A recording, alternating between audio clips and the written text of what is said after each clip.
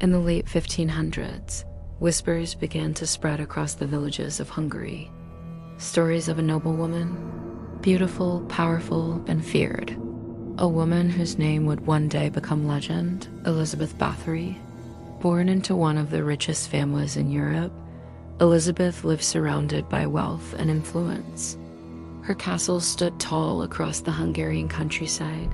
Servants obeyed her every command. No one dared to question her authority, but behind the stone walls of her grand estates, something far darker was unfolding. At first, the rumors were quiet, servant girls disappearing, strange cries echoing through the halls at night. Villagers spoke in hushed voices of cruelty and punishment that went far beyond discipline. As the years passed, the whispers grew louder. Young women sent to serve at the castle were never seen again. Some who managed to escape spoke of horrors inside the walls, beatings, torture, and unspeakable acts carried out by the Countess herself. Elizabeth was said to be obsessed with youth and beauty. Legend claimed she believed that bathing in the blood of young women would preserve her appearance forever. No one knows exactly how the rumor began, but fear spread quickly across the land. Parents refused to send their daughters to work at her castle. Travelers avoided the region entirely. Still, Elizabeth remained untouchable. Her family was powerful, her wealth immense, and in those days, nobles were rarely questioned.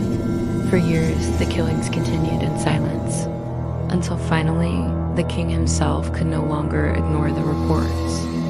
In 1610, an investigation was ordered. Officials arrived at the castle, and what they claimed to discover shocked even the hardened soldiers who had seen war and death. According to witness testimonies, dozens of bodies were found hidden within the estate, some frozen in the cold rooms, others buried in shallow graves nearby. Survivors spoke of torture chambers and cruel punishments carried out for Elizabeth's amusement. The Countess was arrested and placed under house arrest within her own castle.